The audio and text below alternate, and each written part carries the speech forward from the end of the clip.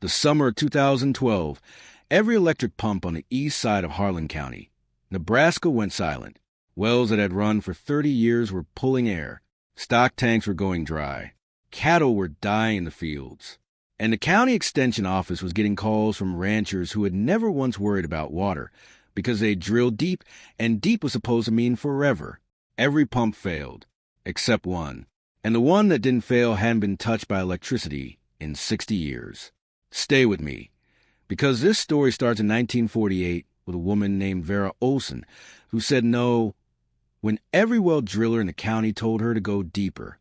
And it ends in 2012 when her granddaughter stood at that same windmill and watched trucks line up down the driveway for water. By the end of this video, you'll understand why the most reliable water system in Harlan County wasn't built with a drill rig, a motor, or a single dollar of borrowed money. It was built with a wrench, a wind wheel, and 60 years of patience. Let's go back to the beginning. In the spring of 1948, a well driller named Harold Pryor drove his rig onto the Ohlsen farm outside Alma, Nebraska, and told Vera Ohlsen the same thing he told everyone on that stretch of road. Mrs. Ohlsen, your windmill is pulling from 40 feet. That formation's going to give out on you someday. You need to go deeper. I can put you down 200 feet into the main aquifer. That's real water. That's water you can count on. Vera was 41 years old. She had run the farm alone since her husband Leonard died of a heart attack in 1946, leaving her with 3 children, 220 acres of Nebraska sandhills ground, and a 1940s Aermotor windmill that Leonard had installed on a shallow, the year they bought the farm. She looked at Harold Pryor and she said, "What does deeper cost?" Harold said, "About $400, maybe $450 depending on what we hit." Vera looked at the windmill. It was turning the afternoon breeze. The wheel spinning slowly, the pump rod rising and falling, water trickling steadily into the stock tank below. The cattle were drinking. The garden was watered. The household had what it needed. She said, "My windmill works." Harold said, "It works now, but that formation." Vera said, "I didn't ask about the formation. I asked what deeper costs. $400 is $400 I don't have, and my windmill works." Harold Pryor drove his rig off the Ohlsen farm without drilling a single foot. He told people at the hardware store in Alma that Vera Ohlsen was either too proud or too poor to fix a problem before it became one. People nodded. In 1948 in Harlan County, a widow running a farm alone was assumed to be one or the other. Nobody assumed she might simply be right. What Harold Pryor did not know, what almost no one in Alma knew, was that the decision to keep the windmill and the shallow well was not Vera's alone. It was Leonard's decision first, made in 1944 when he drilled a well and installed a windmill, and it was a decision Leonard had thought about carefully before he made it. Leonard Ohlsen had grown up on a farm 40 miles east in Franklin County. His father had installed one of the first electric submersible pumps in the area in 1938. Proud of the modernity of it, proud of the 25 gallons per minute it delivered without physical effort. Then the summer of 1940 arrived with a drought that strained the regional power grid. The power company, managing capacity, cut service to rural customers in rotating blocks. Leonard's father's pump went silent for 6 days in July. He lost 11 head of cattle. Leonard was 18 when it happened. He helped bury the animals with his father in the summer heat and asked a question his father didn't have an answer to. What would we need here so this couldn't happen? His father said, "A windmill." Leonard said, "Then why don't we have one?" His father didn't answer. The pump had been new. The pump had been modern. You didn't go backward from modern. But Leonard remembered.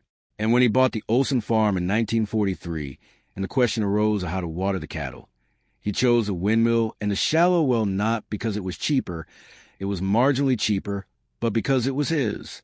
The wind was his. The formation 40 feet down was his. The water it produced was his. No power company could cut it off. No grid failure could silence it. Vera had been there for that decision. When Harold Pryor arrived in 1948 with his $400 proposal, she was not refusing out of stubbornness alone. She was holding a principle Leonard had died before he could defend himself. If you're enjoying this story so far, Don't forget to hit the like button and subscribe. Drop a comment telling me where in the world you're watching from. I love hearing from you.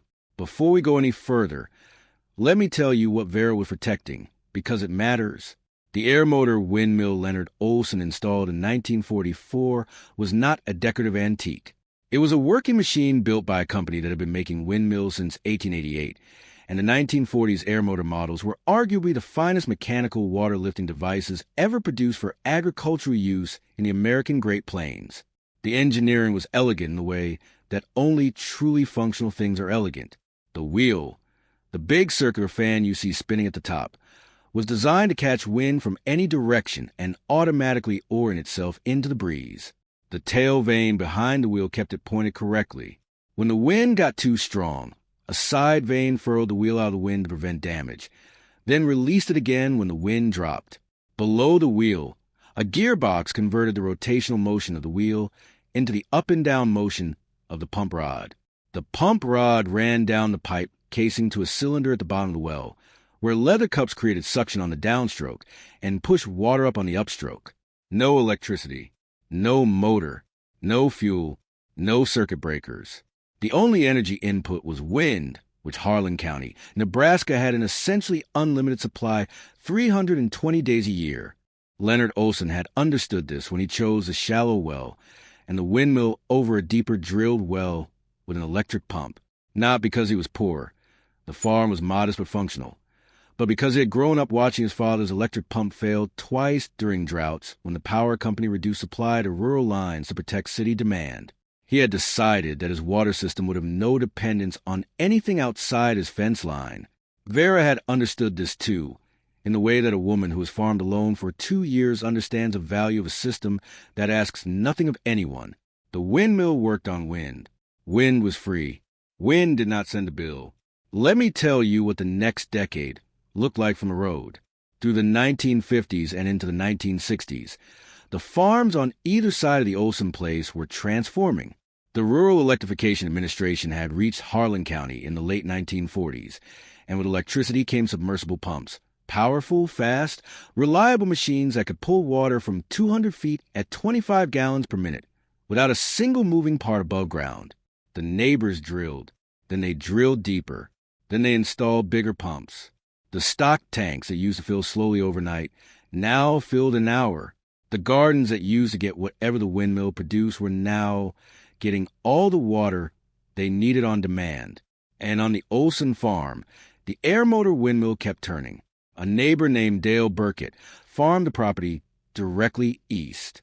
Dale had drilled to 180 feet in 1952 and installed a submersible pump that hummed day and night when the cattle needed water. He was a practical man, not unkind, but practical in a way that practical men become when they believe they have found the correct answer and cannot understand why anyone would choose differently. He said to Vera at the grain elevator one autumn, "Vera, that windmill of yours must be half dead by now. When it gives out, come see me. I know a driller who'll give you a good price." Vera said, "It's not half dead."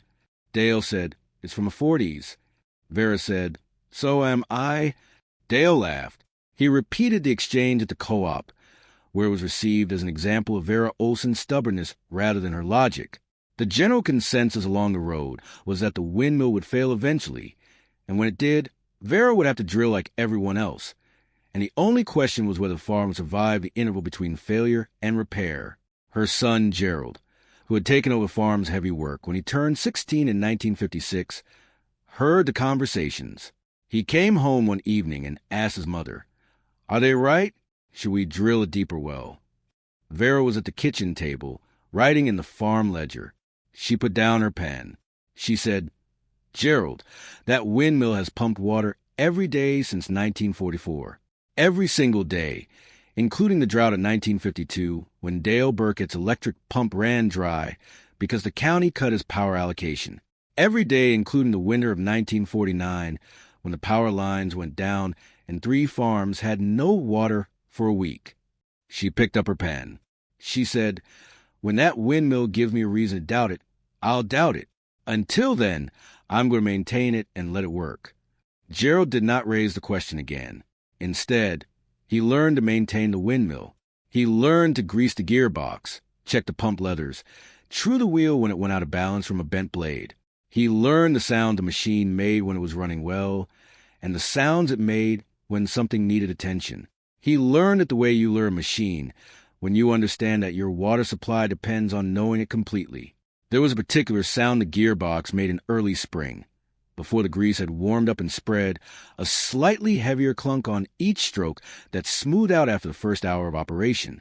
Gerald learned that sound the first spring and listened for it every spring after that. As long as it smoothed out, things were fine. If it stayed heavy, the gearbox needed attention. There was another sound, a faint, irregular tick from the pump rod on calm days. That meant the leather cup needed replacing. Not urgently, but within the season. Gerald kept spare leathers in a tin box in the machine shed. He replaced them every 5 years, whether they seemed to need it or not, the same way a careful man replaces a belt on an engine before it breaks rather than after. Vera watched him learn all of this and said little about it. She had maintained the Windmill herself for the 8 years between Leonard's death and Gerald's coming of age, and she understood that the knowledge transferred best through practice rather than instruction. She would come out sometimes when Gerald was working on the machine and stand at a distance and watch, not supervising, just present. After he had finished and was wiping his hands on a rag, she would sometimes say, "You got it." That was the extent of her assessment. Gerald understood that "you got it" from Vera Ohlsen was the equivalent of a lengthy commendation from anyone else. He taught his daughter Louise the same way, not through formal instruction, but through proximity and practice.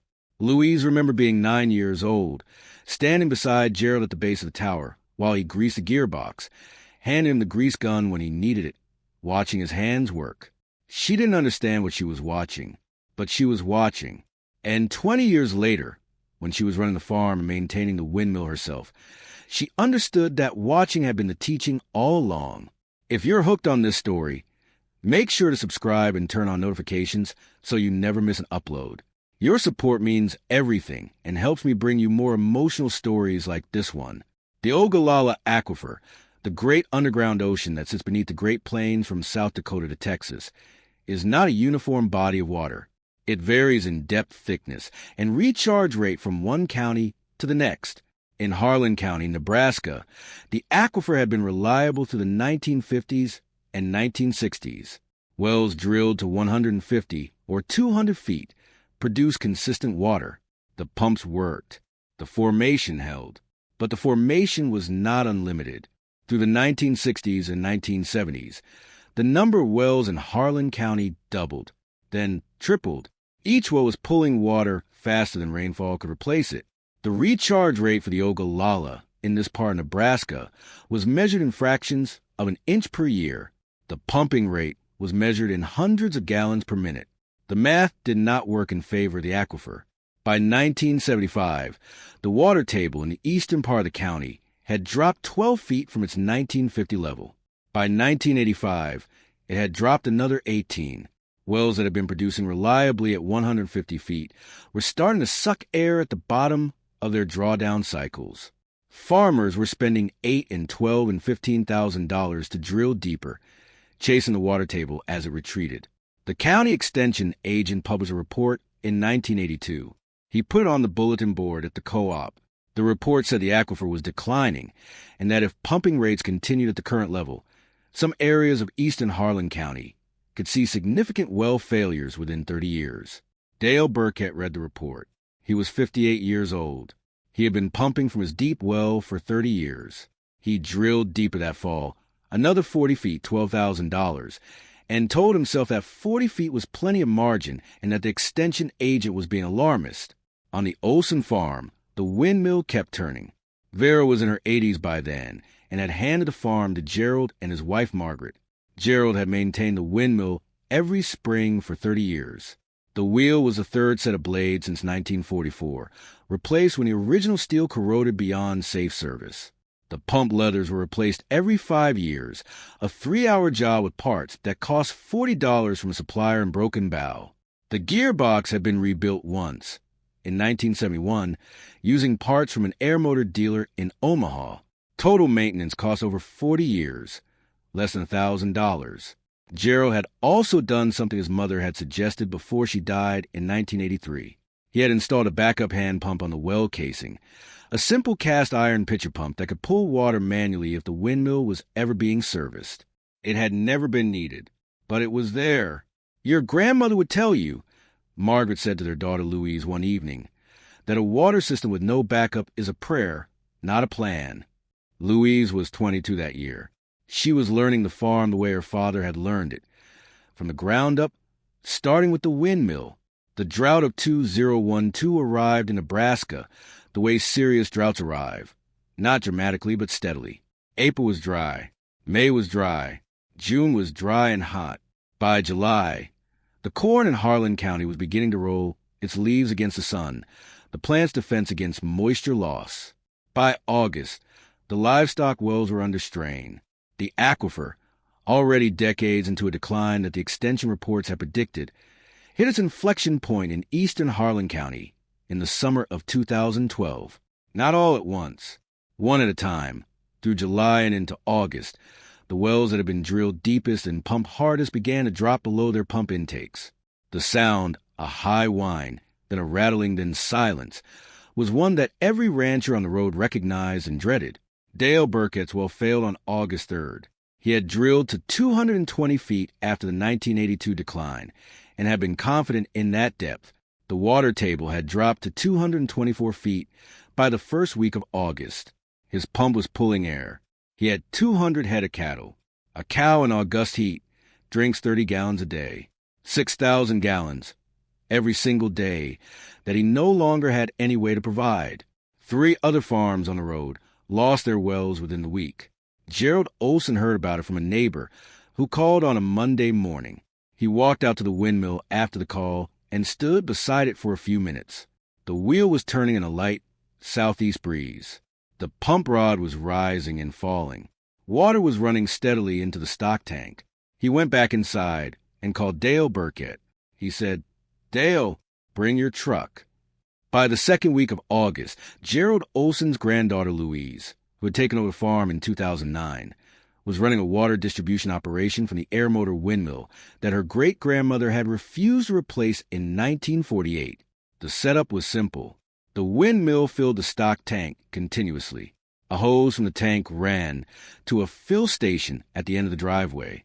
Trucks would pull in, fill their containers, and leave. Louise kept a schedule on a clipboard nailed to the fence post, arrival times, farm names, how many heads they were watering, so no one waited longer than necessary, and the tank had recovery time between large fills. 8 farms were on the schedule within the first week, 11 by the second week. What those 2 weeks actually looked like deserves more than a number. At 6 in the morning, before the heat had fully arrived, the first truck was usually already at the end of the lane when Louise came out. By 7, there were 3. By 9, there were 6 or 7, a line of pickups and flatbeds with tanks strapped to their beds, waiting in the Nebraska August sun for a turn at the fill hose. The conversations at the fill station had a quality to them that Louise noticed and thought about later. The men and women who came were not asking for charity. They were not apologetic. They were practical in the way that farm people are always practical when the situation requires it, acknowledging what had happened and dealing with what was in front of them. But occasionally, between the logistics of fill times and tank sizes, someone would look at the windmill for a long moment without saying anything. The wheel is turning, the pump clanking, the water is running. And then they would say something brief and factual that carried more weight than the words themselves. Things like, "How long has it been up there?" Or, I didn't know the county still had these running." Or simply, "It's a good thing she kept it." Nobody said anything more complicated than that. There was no speech. No acknowledgement of the years when the windmill had been the subject of jokes at the co-op, or the general consensus among the road's farmers that Vera and Gerald and Louise were one generation behind the times. The windmill was just running, and the neighbors needed what it was producing. That was the whole of it. Dale Burkett came every morning at 7. He was 78 years old and had been arguing with the Ohlsen windmill.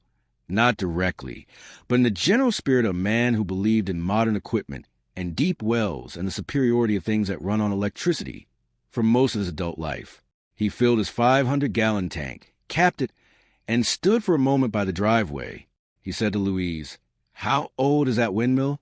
Louise said, "The tower's from 1944. The wheel's been replaced twice. The pump's original." Dale looked at the machine for a moment. The wheel was turning. The pump was clanking. The water was flowing. He said, "My well cost me $12,000 to deepen in 1982, and it still ran dry." Louise said, "This one cost Grandma Gerald a $40 pump leather every 5 years." Dale didn't say anything to that. He got in his truck and drove home. He came back the next morning at 7, and the morning after that. Louise Ohlsen was 35 years old in the summer of 2012. She had grown up maintaining the windmill the way every Ohlsen before her had maintained it, seasonally, consistently, with the understanding that a water system you depend on is a water system you know completely. She had also done something none of her predecessors had done. She had researched the aquifer, not because anyone told her to, because she was running a farm on land that sat above a water table that was declining, and she believed that a farmer who doesn't understand the hydrology under her feet is farming on faith rather than knowledge. She had read the county extension reports going back to 1982. She had read the Nebraska Natural Resources District water level measurements going back to 1965. She had plotted them on a spreadsheet, the same way Vera had kept her farm ledger, column by column, year by year. The picture was clear, not alarming in any single year, but unmistakable across decades. The formation that the neighbors had been pumping since the 1950s was declining at a rate that had accelerated with every new well drilled. The farms that had gone deepest were pulling water fastest. The water table was not going to stabilize on its own. The Ohlsen windmill was pulling from 40 feet. The shallow formation it tapped was a different geological unit from the main aquifer, a sand and gravel layer that recharged from local precipitation rather than from the distant recharge zones that fed the main aquifer. It was smaller. It produced less. But it recharged every year from rain that fell on the property above it. In a dry year, it produced less. In a drought, it slowed. But it did not stop. The difference between a formation that slows and a formation that fails is the difference between an inconvenience and a crisis. Louise had understood this at 25, reading the extension reports at the kitchen table where her grandmother had once kept a farm ledger. She had written a letter to the County Natural Resources District in 2008, for years before the drought, describing the shallow formation on the Ohlsen property and suggesting that it might be worth mapping as a supplemental water source for the area. The NRD had written back thanking her and noting that it would be reviewed. Nobody reviewed it before 2012. But in the fall of 2012, after the drought broke and the wells that had failed were being assessed for repair or abandonment, a hydrogeologist from the NRD drove to the Ohlsen farm and asked to see the well. Louise showed him. She showed him the stone casing that Leonard Ohlsen had set in 1944. She showed him the pump leathers and the gearbox, and the Aermotor was still turning in the October wind. She showed him her spreadsheet. 4 years of annual water level measurements in the well, cross-referenced against the NRD's countywide data. The hydrogeologist said, "Mrs. Ohlsen, this well is pulling from a formation that isn't in our standard mapping for this township." Louise said, "I know. I tried to tell someone about it in 2008. He looked at the spreadsheet. He looked at the well. He looked at the windmill. He said, 'This formation recharged completely through the spring of 2012, even during the drought.'" Louise said, "The level dropped about 8 inches in August. It was back to normal by October, when the rains came." He said, "The main aquifer wells in this township dropped an average of 14 feet during the same period and are not expected to recover fully." Louise said, "I know." He said, "Your great-grandmother installed this system in 1944. Louise said, "She refused to replace it in 1948. The driller said she needed to go deeper. She said it worked, and she couldn't afford the $400. The hydrogeologist looked at the windmill for a long time. He said, "The $400 decision may have been the best water management choice in Harlan County in the last 70 years. I want to ask you something before we get to the ending. Has anyone in your family ever held on to something old, a system, a method, a piece of equipment, that everyone else thought was outdated? And did it ever prove them right?" Tell me in the comments. I read every one. The NRD published a report in 2013 mapping the shallow formation beneath the Ohlsen farm and 4 adjacent properties. The report identified it as a viable supplemental water source for livestock and domestic use. It recommended that property owners in the area consider developing shallow wells as backup systems. By 2015, 3 neighboring farms had drilled into the shallow formation, not deep wells. 40 to 50 feet, simple casings, small pumps, each one producing 15 to 20 gallons per minute. Each one recharged annually from local precipitation. None of them had windmills. They had electric pumps. Louise did not tell them they were wrong to use electric pumps. She told them what her great-grandmother had understood, that the formation mattered more than the pump, and that the formation had to be the right one. Dale Burkett drilled a shallow well on his property in 2014 at the age of 80. He called Louise before he started. He said, "I want to drill into whatever your windmill is pulling from. Can you tell me where to start?" Louise told him where the formation was likely to be on his property, based on the geological mapping and the topography. He hired a driller. They hit the formation at 43 feet. Dale's shallow well now supplies water for his cattle. His deep Ogallala well, repaired and deepened a 3rd time at considerable expense, is reserved for the garden and the household. He stopped at the Ohlsen farm that fall to tell Louise what they had found. He stood at the fence by the windmill.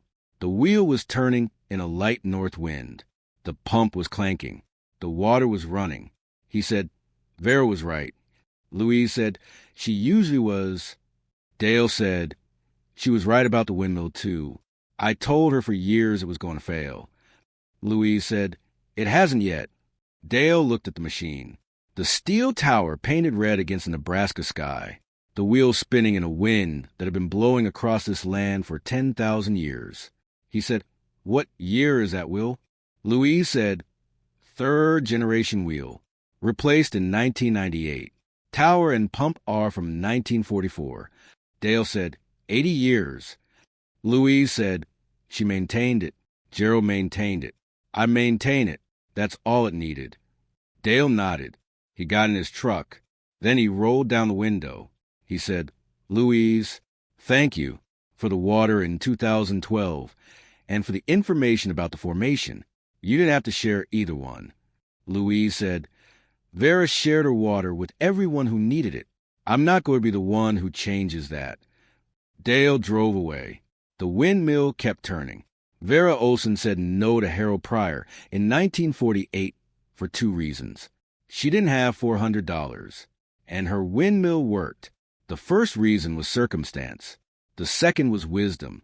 What she understood, what Leonard had understood before her, and what Gerald and Louise carried forward, was that a water system built on what you control is worth more than a water system built on what you borrow. The electricity that ran every pump on that road was someone else's electricity. The aquifer that those pumps drew from was a shared account with no deposit system. The wind was hers. The shallow formation that recharged from rain falling on her own land was hers. The windmill that converted one into the other was hers. Nobody could cut her off. Nobody could send her a bill. Nobody could tell her she'd need to drill deeper, spend more, depend more. She just needed wind. And in Nebraska, wind is the one thing no one has ever run out of. The Aermotor windmill on the Ohlsen farm is still standing, still turning, still pumping water from 40 feet into the same stock tank it has filled since 1944. The tower is painted. The gearbox is greased. The pump leathers were replaced in the spring. Louise Ohlsen maintains it every March, the same month Vera used to do it, before the planting season began, and the summer work made everything harder. She says it takes about 4 hours. And when she's done, she stands beside it for a few minutes and watches the wheel turn in the wind. The same wheel turning in the same wind over the same ground that 4 generations of her family have farmed. She says she thinks about Vera every time. The woman who couldn't afford $400 in 1948. The woman who said her windmill worked. The woman who was right about all of it for 80 years and counting. Thank you so much for watching until the end. If you love this story, check out the other videos on your screen now. I think you'll really enjoy them. And don't forget to subscribe if you haven't already. See you in the next story, and who was right about all of it for 80 years and counting. Thank you so much for watching until the end. If you love this story, check out the other videos on your screen now. I think you'll really enjoy them. And don't forget to subscribe if you haven't already. See you in the next story.